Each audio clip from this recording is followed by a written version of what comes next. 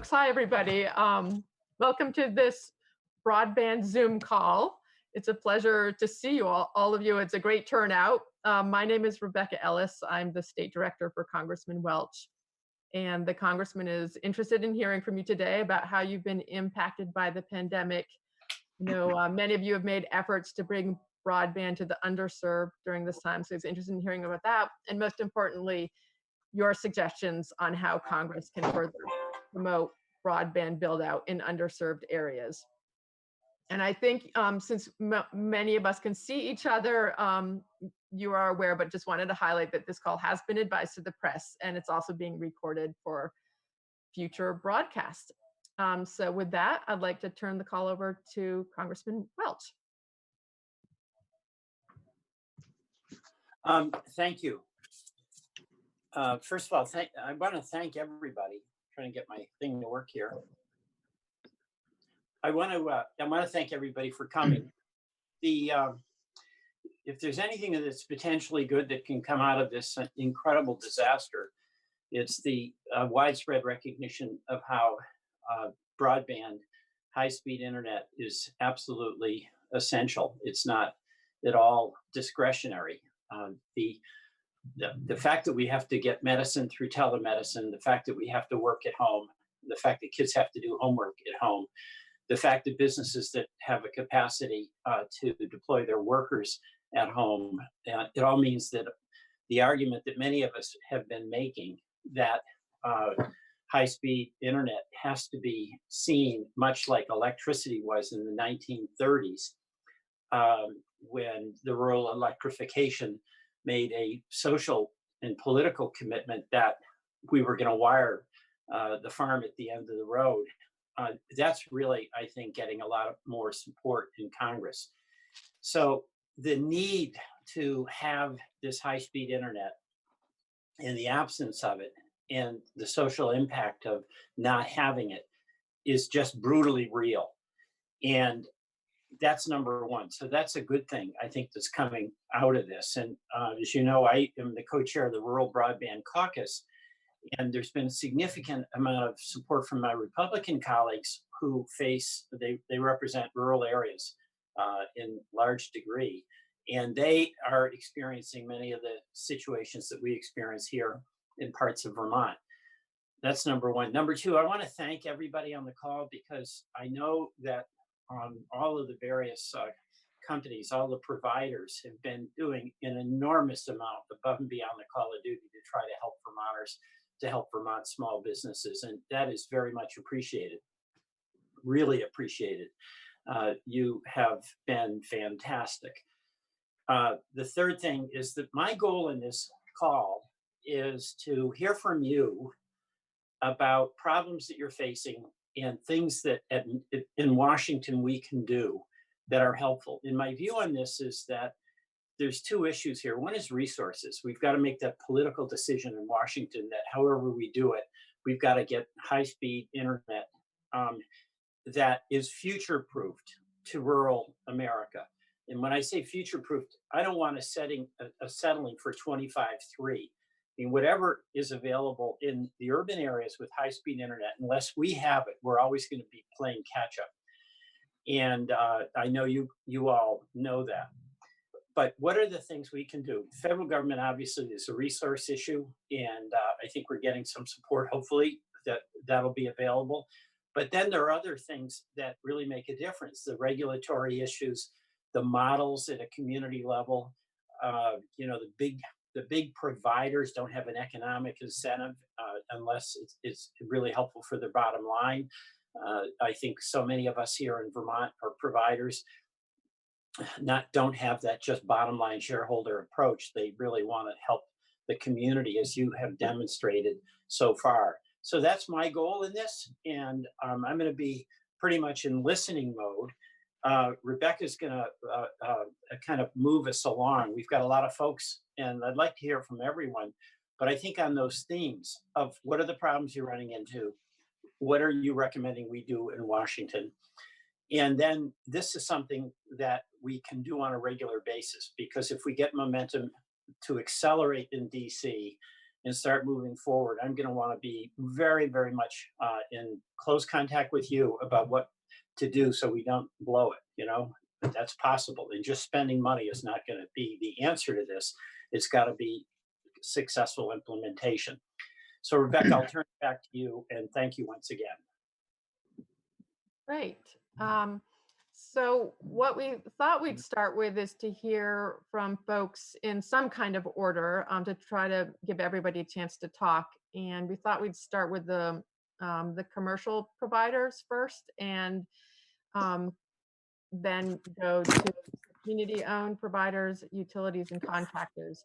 I know that the congressman really wants to hear from everyone and have this an organic conversation. So there will be a little more give and take than that. But why don't we start with alphabetically with Consolidated. We have folks on the line. Yep. Good morning, Rebecca. It's Jeff Austin from Consolidated. How are you? Great, thanks. Great. And thanks, Congressman Welch and Rebecca, for setting this up. I know we have a lot of people on the line. We actually had an hour and a half call last Friday with Chairman Tim Briglin from House Energy and Technology, and a lot of the same people, and it went by very quickly. So I'll just kind of go from there. Just a couple of things that I wanted to just start with the questions you sent, Rebecca. A lot of carriers, as Congressman Welch mentioned, are doing a lot of things. The Keep America's Connected pledge, that's a great start with the FCC. Consolidated signed on with the Keep America's Pledge 313. We agreed to extend it. Like a lot of other, companies, we cover large territories. We created a student support offer, right off the bat on 317. A couple of months of free internet service for students, families with students. Very popular offer. And it's also very grassroots. When we get into situations like this, it's about talking to people and making those connections. We worked with school districts and school systems and families, and the Department of Public Service has been very helpful. So it's really, you get a state like Vermont, which is a pretty good sized state. And it really comes down to making those connections and getting with people and actually making a difference. And sometimes it's a big state, but it's one family at a time, that you're trying to help. It's one town office at a time that you're trying to help. So those communications have been very helpful. Like you said, whether it's a town, a community member, the Department of Public Service, school districts, really good communication, really helpful. So just there's the second question of, like you mentioned, Congressman Welch, what can what in the federal government side, would help as we kind of work through this? And, one of the things as it relates to broadband expansion and just general when pandemic response, we know actually, Congressman Welch, you helped create and introduce the Keep Critical Communications Act for $2 billion for small companies, broadband companies, kind of doing everything that we were doing with the support and the pandemic. And we know $2 billion goes quickly.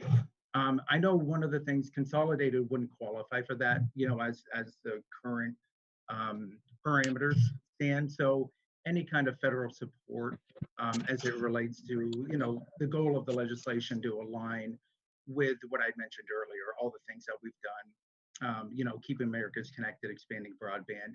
So any kind of federal support that way, because we think that in the end, that'll be very important for us. And then in general, and again, trying to keep this short, really with federal funding, maybe there's a phase 4 of the CARES Act that could ultimately provide funding. We believe, obviously, with the ILEX, that we're in excellent position with our management, financial, and technical expertise to really hit the ground running, as it relates to expanding broadband in rural areas. One of the reasons is obviously we have physical plant to all of these locations already in our service territory. So I think, and thank you for the clarity, Congressman, because you mentioned this isn't a 25-3 conversation. This is a fiber to the prem. We need the rural areas to have every opportunity as the urban areas. So that was actually one of my questions. So that's perfect. Thanks for pointing that out. Of course, we've got RDOF, right? So any kind of federal funding should be something that complements the RDOF program, which the auction is going to be in October, if it's still scheduled for October, to build out these extreme high cost, low density areas. which are currently obviously underserved and unserved. So the state of Vermont has put out, the Department of Public Service, you've probably seen this, Congressman, the emergency broadband plan. That's about a $300 million plan to get fiber to the prem to 70,000 locations in Vermont that currently don't have 25.3. So that's a good start. That's about a $300 million price tag. A couple things, obviously, the important, RDOF is a 6-year build out to get up to 25.3 and 24,000 locations. So it'll take time. So it's the money and the time portion of this. One other thing in closing, just again, try to wrap this up. We also think affordability, is an issue that needs to be addressed. You can build things all day, but if a customer who needs it can't afford it, then that's certainly something that we also think needs to be addressed. So I'm going to stop there because there's a lot of people on this call. I hope Thank you. You're welcome. Great. So why don't we move on? I'll again alphabetically, but feel free to jump in, especially on the chats if you want to ask questions. So next alphabetically is Duncan Cable, and is Cliff on the line? Yes, I'm here. Thank you. Thank you very much. I appreciate, Rebecca, your time in putting this together. And Congressman Welch, always a pleasure to see you, sir. Yeah. We've met before and talked. Before I forget, I wanted to personally invite you to come by Wilmington and let us give you a tour of our head end and our little place in the world of communications and how we do things here in Wilmington on a very family-run business for 48 years and standing in the state of Vermont and proud of it. I have a list of many things which to talk about, but try to be brief here. First of all, short-term and long-term. Our short-term needs in trying to meet the immediate demands of everyone staying at home, and some of our second homeowners have decided to flee the asphalt jungle, if you will, and come to be in Vermont where they feel safer and can, after they quarantine, mingle outside and not be as restricted as they would be down country. That's placed some significant demands. Their viewing habits of television watching on the internet strains a lot of broadband networks, ours included. We've been able to meet those needs. We have been putting off any formal disconnections as been requested, and have signed on to the department and the board in a way that we think supports our customers and doesn't put anybody out of service unless it gets really egregious, and we're not at that point yet. So Right. as Thank a you. company with a lot of spine here, because we're Vermonters, we're trying to do what we can to help our neighbors. And I think we've succeeded at that, at least based on the phone calls we get recently, we seem to be doing okay. I'd like to jump right into the long-term needs. And Congressman Welch is a member of the national committee that's really been spearheading a lot of the national efforts to wire rural America and the last vestiges of America that have been the most difficult and challenging. You've seen firsthand and met many of the operators in other states. And you know that we're not totally exclusive to that position that we find ourselves in right now. And those areas, and for me, is like an area called East Dover. So East Dover is an area of Dover, and it's very rural. It's not like the developed area of Mount Snow, which we serve in West Dover, same town, just east and west sides. But a lot of the easements in East Dover are very challenging. You can't build a fiber optic network where the cables are 300 feet off the road, where a lot of the utility lines exist now. So we got to set a lot of poles in order to bring it out in the road with the town's blessing and get easements and rights of way to be able to have a serviceable network long term. So I look at this thing from a standpoint of, as a company, and trying to step up the plate here. I grew up here, I graduated high school here. I have an allegiance probably pretty unique in many ways to that part of our operation.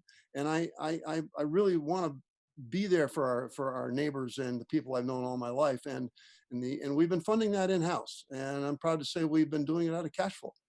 And we're going to build probably in the neighborhood of another 10 to 15 miles of new fiber to the home plant this year.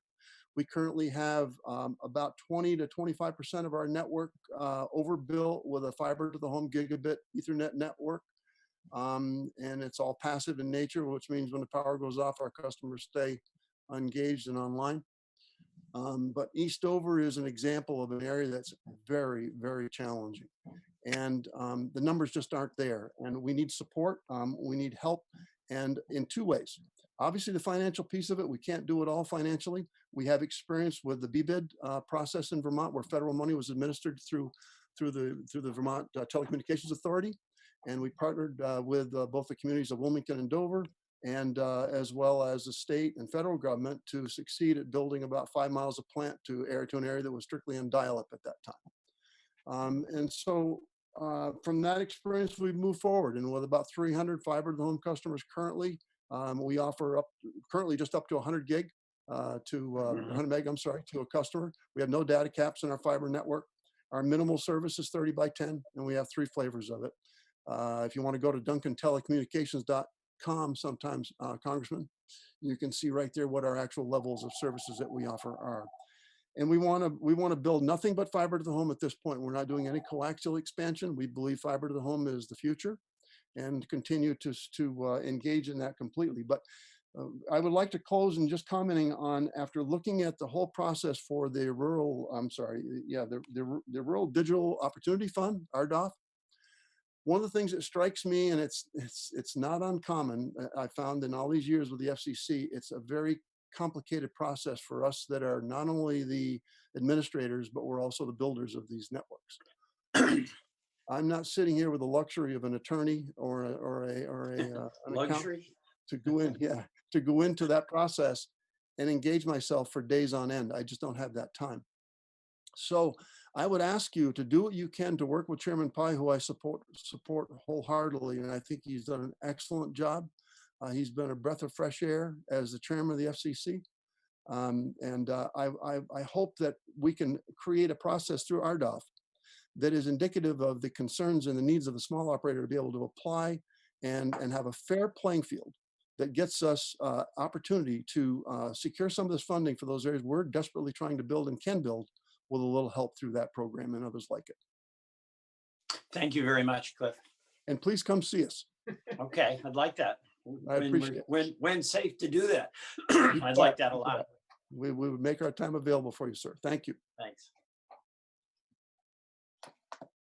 Great. So I think we'll go on to next person alphabetically, which is Franklin Telephone. If we have Kimberly Gates. Yeah. Hi. You're mute. Yeah. Hi. Thank you. So I know we're under a time crunch. So a little bit about Franklin. We're a very rural telephone broadband company in northern Vermont, serving part of Franklin, Highgate, and Sheldon. And this company was started by my great-grandfather. So I think we're at 120 years. So we've been here, committed to our neighbors. I also wanted to point out that during this time, the broadband has been critical, but telecommunications in general is critical to the infrastructure. I worry sometimes we get so worried about the overbuilding with broadband, we forget the commitment to have everybody have telephone service, which is crucial at this time too. A couple things Franklin's done is we've installed a hotspot, and we've been working with the school identifying students that don't have access, and we get permission from the state to work on the state right-of-ways early. So we've been lashing fiber like crazy to try to meet the customer demands and to just increase our fiber footprint. We're not disconnecting customers. We're trying really hard to work with customers financially and also just to meet their needs for broadband and telecommunications, whatever they may be, educational, social, a lot of work from home. Going on to the second question on what the federal government can do is my first comment is to use common sense. You know, we operate in rural areas. We love operating here. These are our neighbors and our friends, but it's expensive to build to, and it's expensive to maintain. It's an ongoing, it's not a one-time you build it and you're done. There's maintenance involved too. And Franklin's, you know, we're building out and we're ready to build out, but it's a hard business case to invest in some of the line constructions we've been going through, and Vermont's rural, it's beautiful, but there's a lot of homes way off the road with just the one service, and you know, you talk to them and they want fiber, but they want the lowest package that, you know, they're not willing to commit for a higher take rate to help with that, which is a little disconcerting. nature of the game. And it's hard, with different programs, with the business cases, when you have people threatening to overbuild places that are economically a challenge to begin with, and 2 carriers, 3 carriers. It's a challenge that hurts the last mile. We've increased our construction budget. I think I already said that. Problems we're running into, minor things. We're a 2-man construction crew, and on my good days, I get to flag. Woohoo! The problems we're running into is, just supply chain issues of just getting items. The lead time just to get fiber is out till September before you can get fiber delivered. Consumer take rate for packages.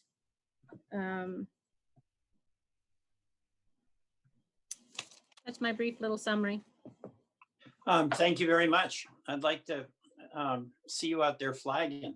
You just got to do what you got to do, right? Whatever it takes. You got to do it. And, this past month, we've been out there in snow and rain and everything. But well, good for you. So we're making a dent in it. We are doing fiber to the home. That's right. And one fiber project, we ended up just throwing in a remote, just because to run a mile of fiber for customers is just so right. No, thank you. So, as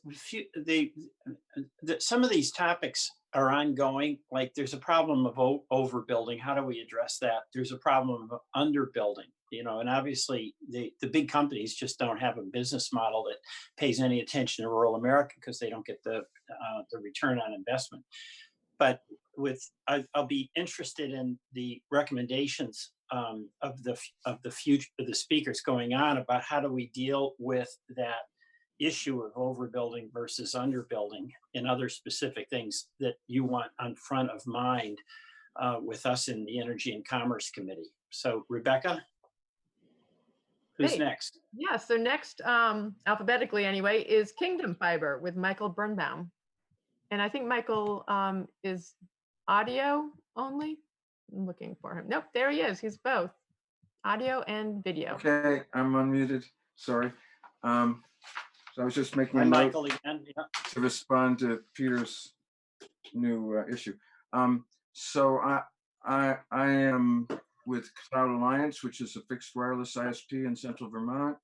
Kingdom Fiber, which is a fiber ISP in the Northeast Kingdom. I'm also on the board of CV Fiber, which is Central Vermont's CUD.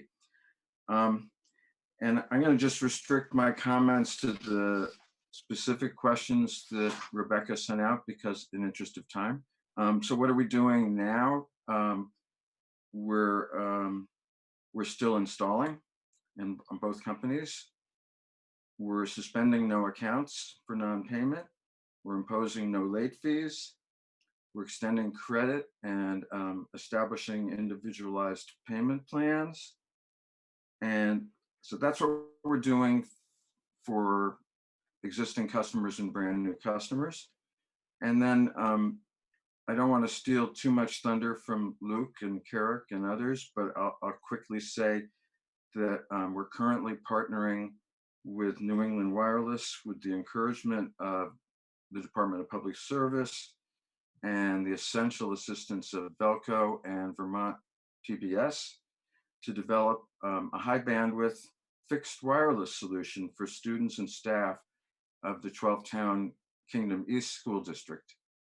So let's get back to fixed wireless in a minute. Let's talk about the future. What should we be doing in the future? That's to meet the immediate pandemic needs of students and staff and workers from home, et cetera. So in the future, this next broadband infrastructure bill, which I hope McConnell doesn't block, should include grants that aren't only through USDA RUS. I think that the states and the local authorities have a better sense of what the needs are in each jurisdiction. And I would like to see, I recommend that grants be directed towards states and tribal authorities as opposed to federal agencies for those states and tribal authorities that request them, that are prepared to manage them. And then the rest could be managed by RUS.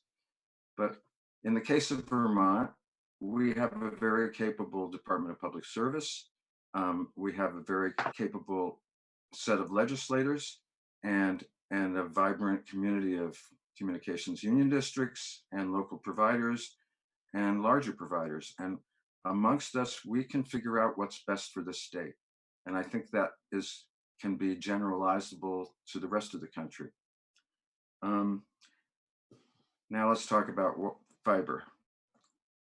I still think we should be technology agnostic.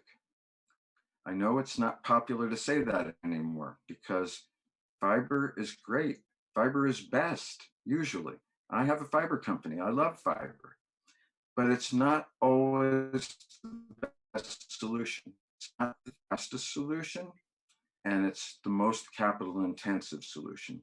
And I think that it's important to keep in mind that fixed wireless, which continues to evolve and continues to get faster and is so much more quickly deployed and less expensive, that it should be in the mix. I think hybrid solutions are appropriate. And if there's sufficient cash to do fiber everywhere, sure. But there are locations where it really doesn't make common sense. It's not practical to go to some of these very remote locations or to all the camps that are supposedly required under RDOF. Right. And so I'm all for fiber, but I think it's really important to keep in mind that there's a place for other technologies. And so the funding should be technology agnostic and then up to the localities to determine if they're willing to take on the responsibility to do that. Okay, thank you, Michael. I'll be interested from other people to comment on that. I don't know the technicalities of this, but here's my goal. Whatever the technology, I do not want us in rural America to set us up for failure down the road. So if some new technology comes along and we have to redo the whole thing all over again, I don't want us to have to go through this again. I want us to be future-proofed is the term that we're using. Yeah. So thank you. Thanks a lot, Michael. Could I make one more comment, Peter? Yeah. So I wrote down future-proof as soon as you said it. And of course, we want to be future-proof. Let's say we put in a system that does 50 megs to everybody. And someday down the road, we really need 100 or 1,000. If it's less expensive and quicker to just replace that with something else, it isn't necessarily a waste of the initial investment because it's so much less. And so the infrastructure of towers and radios at people's homes and businesses don't necessarily have to be changed out to change out some equipment at a tower. In fiber, the same thing happens. Fiber evolves as well.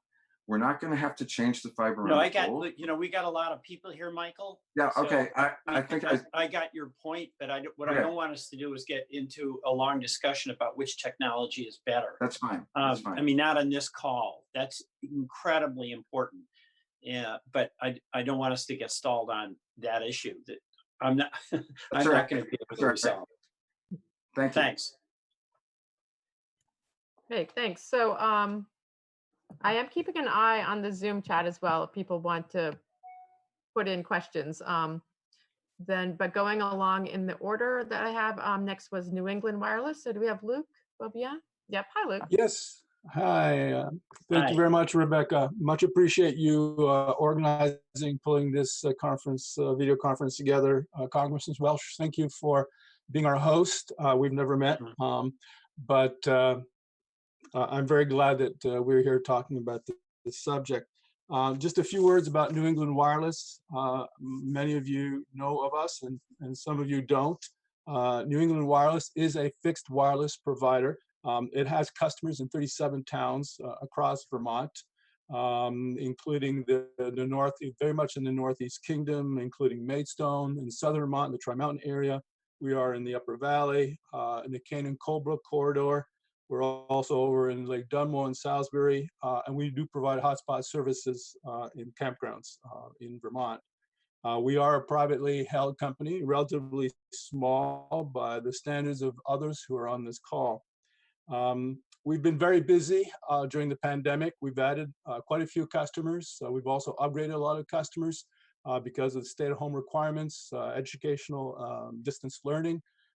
So yes, it's been very busy for us, and though we have a small crew, we've been able to handle all that.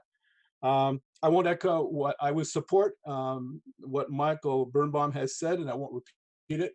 Only to say that fixed wireless is nimble. We can deploy quickly. 25.3 may not be what people want to hear in the context of limited budgets. If that should be the case, it is definitely part of the solution, a hybrid solution. We look forward to working with the communications union districts so they can best use their capital to reach the high density areas, and we're more than happy to help in the low density areas. Thank you. Most recent, right now, we're in the process of deploying a new neighborhood site in the Coventry area, where we expect to reach 60 underserved customers and providing better 25.3 or better as we can with new technology in the fixed wireless. As Michael's mentioned, we're working with Velco and Vermont Public Television to deploy high-end fixed wireless gear to bring service to hundreds of underserved locations in the Burke Mountain area. In terms of impediment, we've been self-funded. Well, we've never gotten monies either from the state or the federal government. So we expect to work in partnership with others who have that experience. In the long term, the bottom line is work in partnership with the communications union districts, with other providers where fixed wireless can help in a constrained financial situation and actually reach people quickly as we are able to do here during the pandemic. Those are my comments. Thank you very much. Thank you. Thank you very much. Appreciate your work. Thank you, sir. Okay, so I did get some concerns on the chat about how much time we have, but I do want to let you know that if everybody actually sticks to 3 minutes, we would finish by 12:05. So just want to thank you for sticking to the time. And next, there aren't any other questions. I'll go to RTO Wireless. We have Steve Hubbard or Kevin Regan on the call. Yes, Steve Hubbard's here. Can you hear me okay? Hey, Yeah. Steve. Yep. Hi, Congressman Welch. Thank you very much for your time and your interest in this. So wireless is our business. We previously built a network in Maine and New Hampshire for AT&T to do broadband and mobile services. And we sold that network to AT&T in September 2018 and started up RTO Wireless. And we got support from Microsoft and their TV white space. It's with the Airband initiative. And it's a really interesting effort that Microsoft's supporting to build out broadband into the rural markets. And it's using TV white space technology to augment a lot of the other fixed wireless technologies that are available. Microsoft also has signed a digital alliance with the state of Vermont. And that's a big effort that they're working on as well. And then more recently, you may have come across us. We did an initiative with Vermont Public Service Department deploying Wi-Fi units into towns and communities through the support of Microsoft. And this is to provide free public access to Wi-Fi. And lastly, RTO Wireless has signed on to the FCC chairman's pledge to keep America connected and have not instituted any penalties or any disruption of service to anyone during this difficult period of time. Our approach here is consistent with a lot of others, but we do add another twist in that we are partnered because of our great relationship with AT&T Wireless. We are partnered with them to help deploy the FirstNet network, and we've done some projects with them to help them get FirstNet coverage up there. I know it's an issue how long it's taken for them, and Vermonters want to have coverage a lot quicker. And that we're working on a project that would be a shared infrastructure. So this is deploying both fixed wireless and mobile services. And Vermont Public Service Department's been working with us on this to figure out the best areas to go in, and AT&T has been very supportive of this.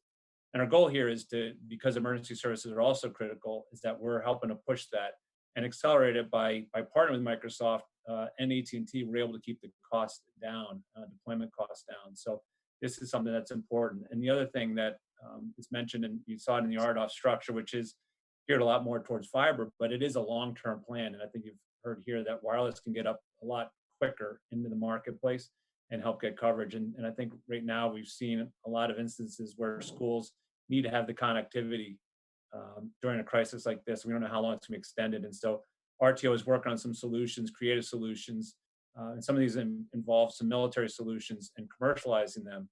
So you may come across concept of the aerostat, which is a tethered blimp, and basically it's got fiber and power running off the tether, and it's able to provide service to thousands of square miles instantaneously. So you're looking at getting coverage very rapidly to the markets, and this is also very inexpensive. So you're looking at able to. Federal government does have limited dollars, are huge, but it is limited, and we're able to bring down the cost. In general, about 1/10 of what it would cost to do a typical wireless network, because the coverage area is so great. So that's some of the things that we're working on here, and I just want to bring it to your attention. You may come across it with the Emergency Broadband Action Plan that's been out in front too. So thank you very much for your time and interest in broadband. Thanks, Steve. Thanks a lot. Yep. Okay, so I think next we were going to hear from Stow Cable. Is Rick on the line?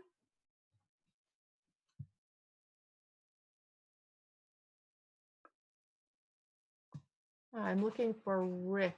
Let's see. Can you hear me? Yep, now we can hear you. Great.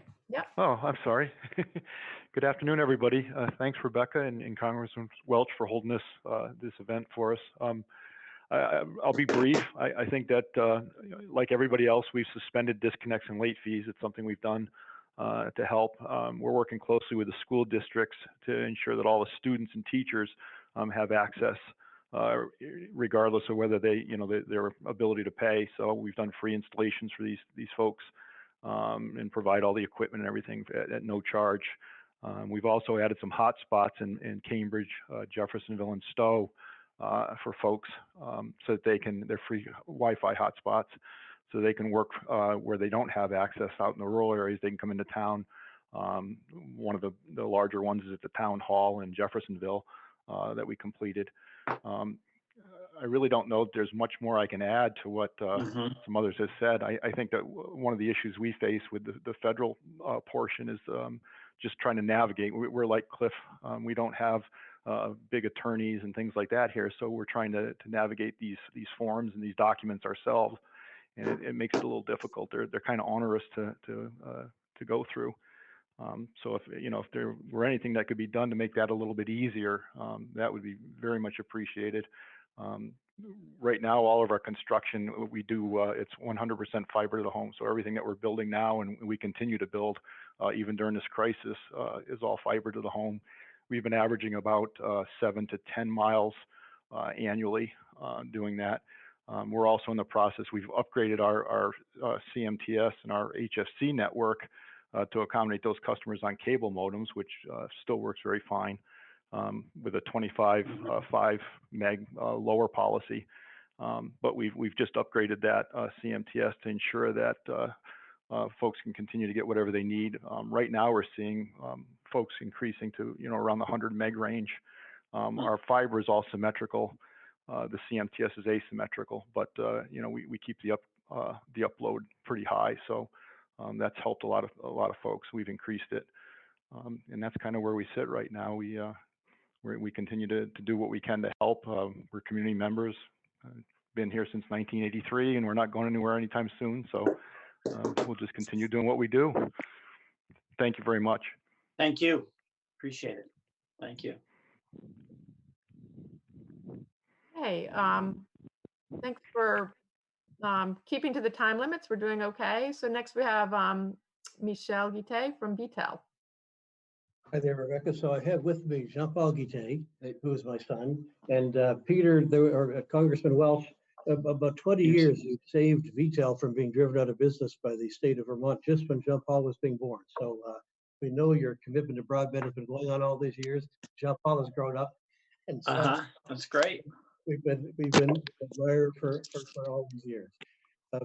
Let me start with a strange detail with regard to COVID-19, which is that last Thursday, we thought we'd made a lot of progress. We brought in 40 of our employees to all be immunity tested. We all went through the blood test. The results came back on Friday. The astounding thing is that none of us had got COVID-19. Oh, that's great. You'd think that's good, but I spoke to an epidemiologist in California who said, it's really frightening news because we're all more or less thinking, gosh, probably we're 10, 15, 20% immune. But so when he asked 15 or so colleagues, what would you guess in Springfield, Vermont, 40 people would get? Nobody came close to being zero. But it's a reminder that there's hard days ahead as we face whatever the future is, because we really haven't been hit, but we were blessed. Nobody's sick, but none of us have any immunity whatsoever also. Let me hurry through some of my points. You bring up a really good point, which is how can we find a better way to not have overbuilding happening everywhere? And one of the wireless ways is that there's 40 or 50 US rural independents all across America, and they're each trying to do what we're doing, which is we think that we can put a tower in a rural area and then roam for AT&T, roam for T-Mobile, roam for Sprint, roam for Verizon, and produce data for them at a lower cost than they could do it themselves. And so there could potentially be a role for smaller national rural wireless companies. We're roaming now we just started recently. So we have full VoLTE roaming for AT&T now. For full VoLTE for Sprint for the last year or so. We just started with T-Mobile. We haven't started with Verizon. But the whole idea of not overbuilding by having more or less neutral hosts in wireless is an idea we find pretty exciting. We also love, of course, the whole idea of fiber to the home. Some of the things we're doing is we put up a wireless site in Rutland that probably some people saw on TV with massive MIMO. We're putting speeds of 50 to 300 to a couple of hundred unserved kids in Rutland. We're offering free fiber and free wireless to whoever we can, wherever we can reach them. 28 school districts have called on us. We're serving 149 homes, which isn't that many, but it's 149 homes of 200 or 300 kids that are getting free service from us today. We're building out 18 Wi-Fi hotspots. We just started service in Whitingham, Vermont. We're moving over to Reedsboro. And each of those is about 1,000 homes. So gradually making progress, but every day, of course, is another issue. One of the problems we see in Vermont that we think is really not so easy to solve is, and the DPS has talked about it, you've been public about it, which is how do you really know who's getting what service? One of the problems we have is that there's a lot of illusion about who doesn't get broadband. I sometimes feel in Vermont that people boast about how bad their internet is in the same way that in West Virginia they boast about how their grandfather was making illegal liquor, or in Alaska about how they wrestle bears. And a fun example to give you, which is to use a figure who we all admire, is Senator Leahy. In VT Digger was quoted a few days ago saying the internet is down 90% of the time. So we looked up his public address and thought, hey, we could actually get 38 meg to him if he uses for wireless. I'm not saying he should. I'm not saying that he wants to. I'm simply saying that there's a lot of people saying, oh my God, my service is so bad. And it's a combination of people that say, I want to stick with my provider, or I'm happy with satellite, or I don't like the DSL I'm getting, or whatever. But it is really clear, especially with fixed services, who's really getting what. I suspect a lot of Vermont is getting better than many people think, but you're absolutely right. We need to build a future-proof system. What a lot of the world says is future-proof is a combination of fiber to every home if possible, plus a wireless overlay. And to give you a final simple point of cost differences, we believe, and I reached out to Megan Foster, who's a new employee covering telecom in your office, who's everyone. Megan's on the call, just for everybody. Megan is on the call, and she's my legislative director and has a lot of experience. But I thought she was your telecom expert, but I didn't know legislative director. But she's really spent a lifetime in rural telecom, and it was really interesting talking with her. So I'm so pleased that you're positioned to have more and more influence across the country in this topic. But one of the features of wireless, just relevant in Vermont, is that we looked at what our costs are just to put massive MIMO radios on 102 of our rural towers. And the cost of that is about 30 million. We looked at what the cost to reach out to cover something like the same number of homes with a DPS proposal, which is somewhere between 300 and 600 million. But the differences between 30 and 600 are vast. It doesn't mean both aren't good ideas, but it means that wireless can do a lot in a short time while fiber is also building. Overall, we think that the direction you're heading in and putting more capital into infrastructure is fabulous for America. It's just the kind of thing we support. But as Michael Birnbaum said, as Luke Bobia said, and we really want to emphasize, we really truly believe that these proposals to invite infrastructure investing need to be somewhat neutral with regard to saying it doesn't have to be only fiber. It can be fiber, it can be wireless, it can be whatever would work. And the problem we have in Springfield, where we spent 85 million building fiber to every home, we love it. The customers love it. Everyone gets 1 billion bits per second. But each time somebody moves away and say doesn't resell their house, or each time somebody says, oh, well, gosh, I don't want fiber, I'm happy with my AT&T service, whatever it is, that's a $7,000 or $8,000 investment that's sitting there sort of unusable. Whereas with wireless, you can sort of keep redeploying it. So in summary, we love what you're doing. We think your leadership is fabulous. We think more infrastructure investing that you're trying to direct to is a good idea. We'd love to see wireless and wireline integrated. Thank you. Thanks, Michelle. Thank you. Okay, we're going to move next to Waitsfield and Champlain Valley Telecom with Roger Nishi. And I will ask people to try to keep their comments to 2 or 3 minutes so that we can finish up. We have about 7 more people to hear from. Thanks. Thank you for having us today, and welcome everyone. I'd like to start out just by saying that we're doing everything that everyone else has done. And we thank you, Congressman Welch, for being the sponsor of the Keeping Critical Connections Act. Everyone that's on this call today needs to contact Senator Leahy and Senator Bernie, and contact Bernie and have them sign on to S3569, which is the companion bill, so we can get this through Congress. That will help us possibly fund any of the people that are have suddenly come under trouble and can't afford to pay for their services.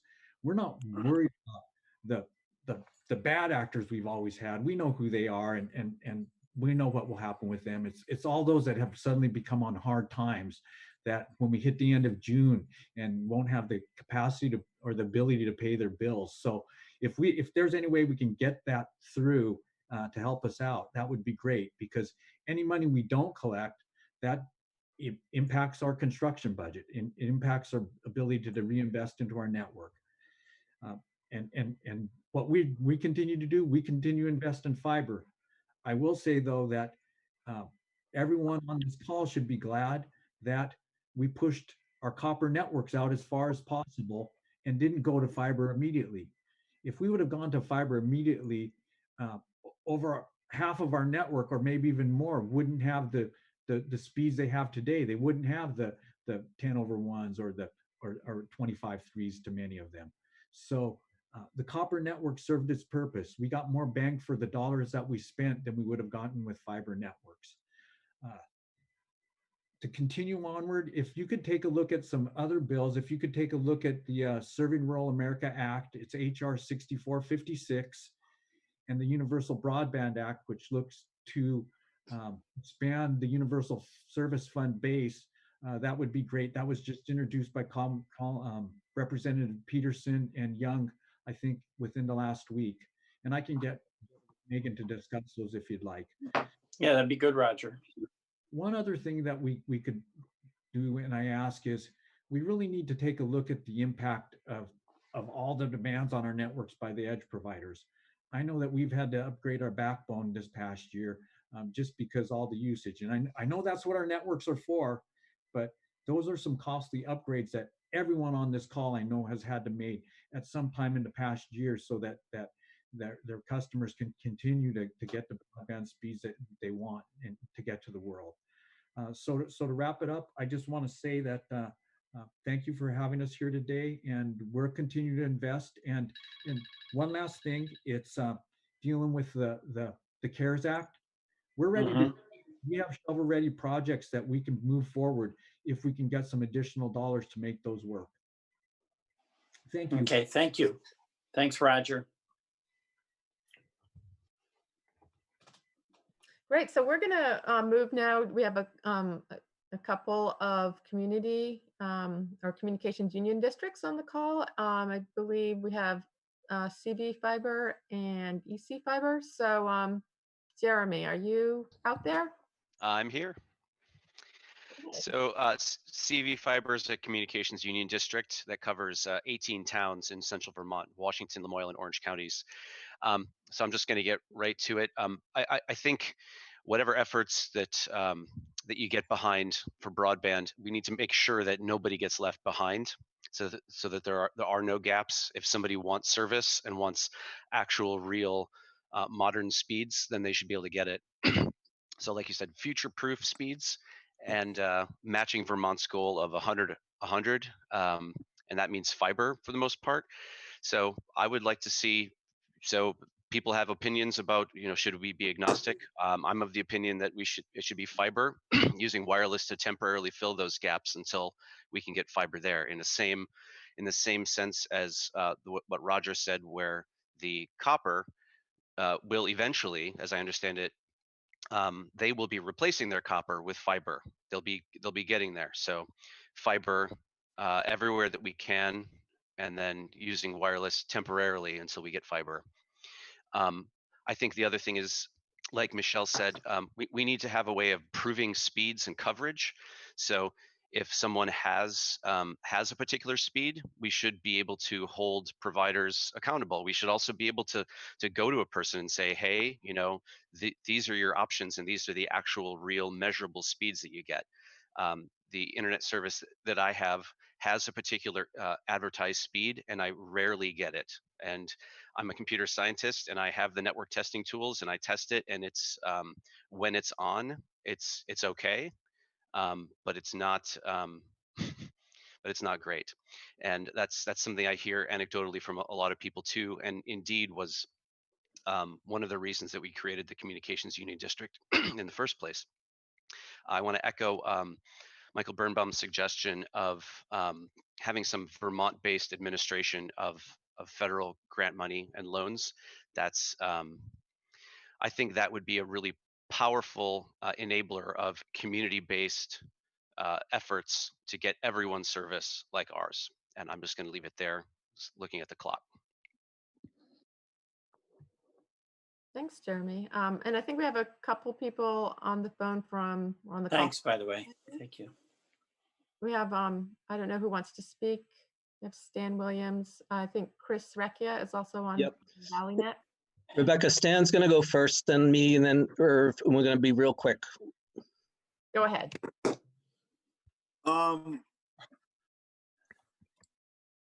agree with the future-proof thing. I mean, that's obvious, and wireless is fine as a substitute, but we've been able to do fiber to the home to every household in 23 towns without skipping hardly anybody at a passing cost of less than $2,000 a passing. So this is not that expensive. It does take a lot of time.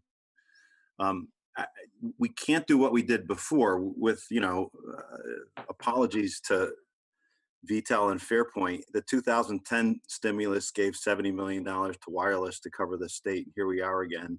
And in 2015, you gave $53 million to Fairpoint to cover 28,000 locations with 10.1 copper, which is already obsolete, for 1,900 location, which is the same as our cost per passing. So I think if we were able to get block grants to the state to supplement the $4 million loan to VITA, we could stand up 5 to 6 to 7 additional CUDs and be done with this problem forever without a lot of money. EC Fiber has raised $43 million privately. We only got $3 million in dark fiber grants from the state.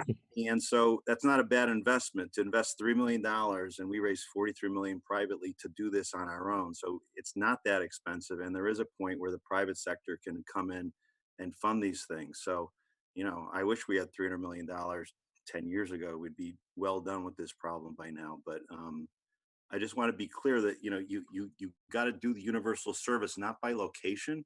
It needs to be by town or region. This whole location stuff is ridiculous, where you keep bidding on the next location out, and yet you're leaving other locations. The 70,000 locations identified are the ones that don't get 25.3. There's a bunch that get 25.3 that are covered by, you know, maybe copper or something. Unless we have fiber to every home in the state, we'll be having this discussion every 5 years, and I'm getting too old to do this. So we're ValleyNet is the operator for EC Fiber, and we're in discussions with many of the nascent CUDs to do the planning. And I'm pretty certain if the CUDs could get $8 to $10 million of startup funding between VITA and federal funding, that in 3 to 4 to 5 years they could start accessing the municipal bond markets like we have. And so it's not that great a cost to the government to make this happen. The last thing I would say is, someone mentioned it, is there will be a shortage of construction capacity to string fiber. We're doing 250 miles a year.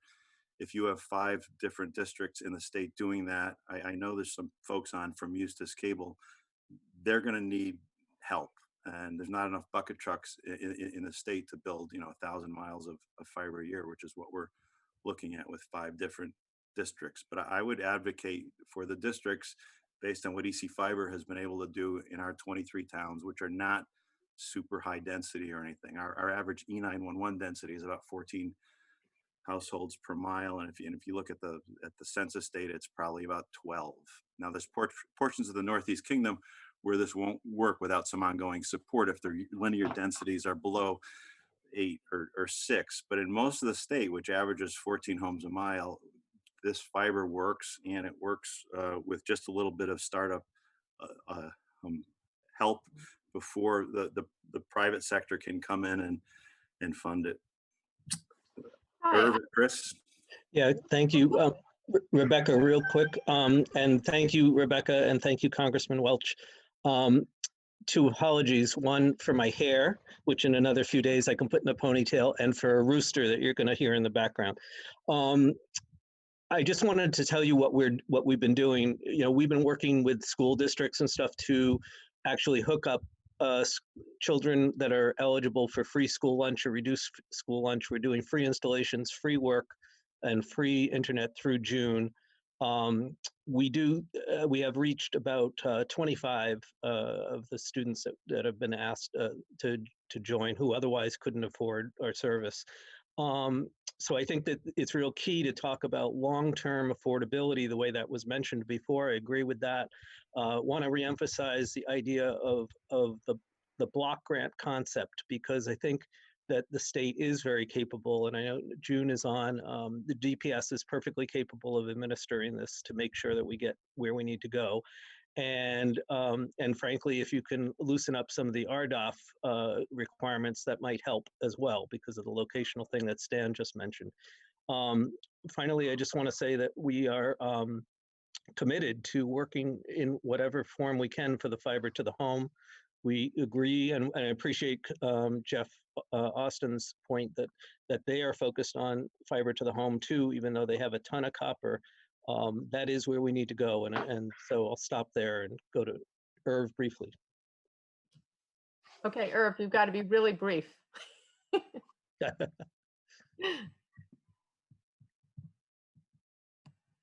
Oh, Irv, we can't hear you. You're on mute.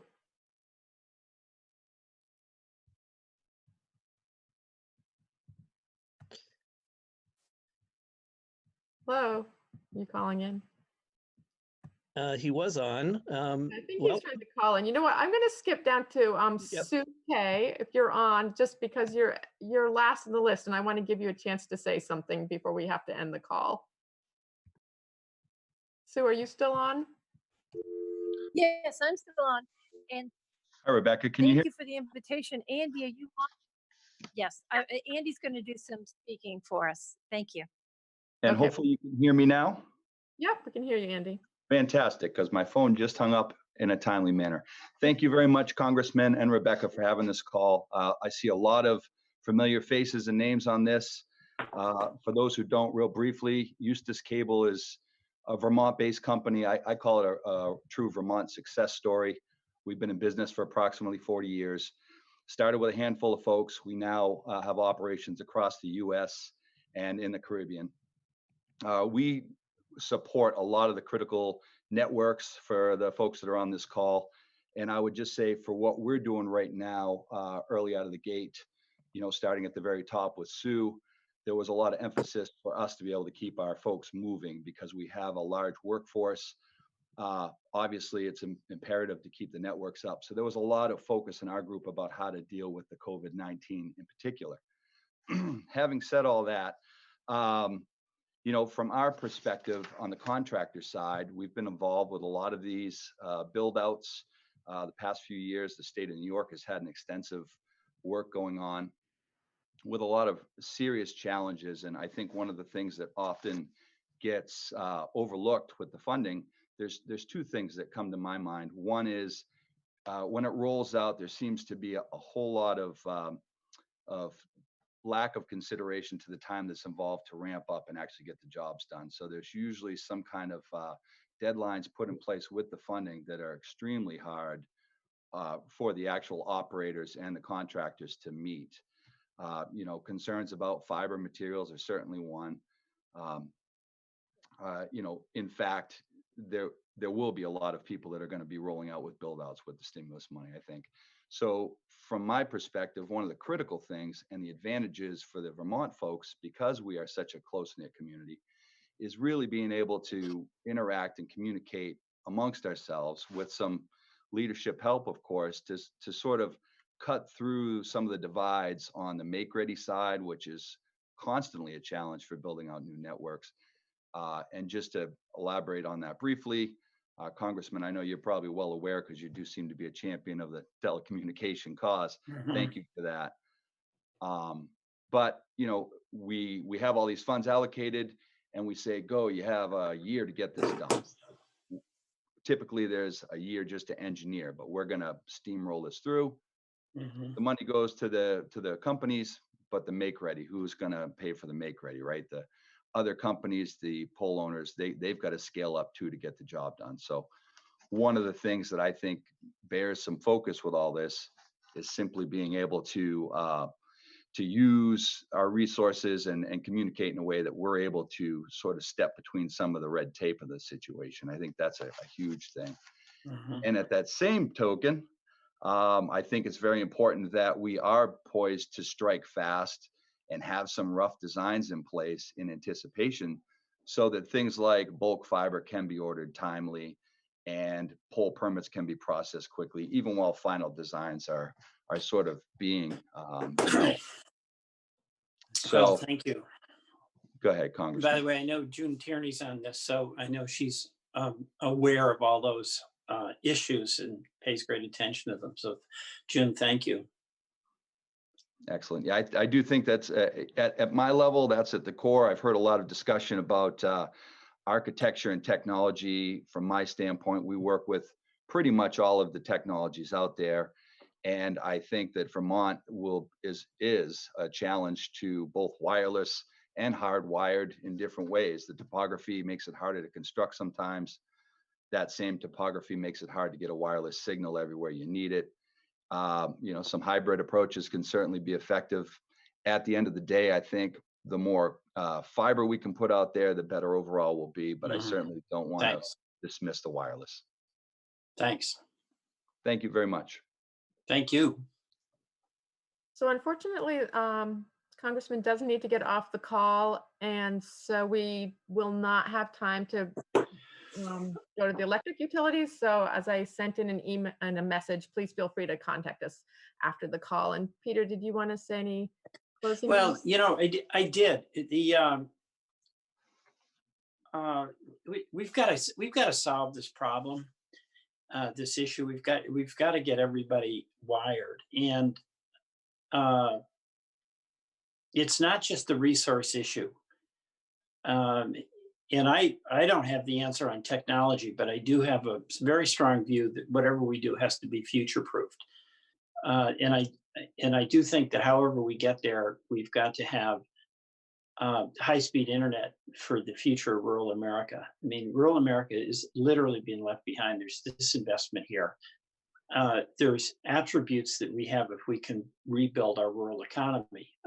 People appreciate the quality of life, especially now, I think.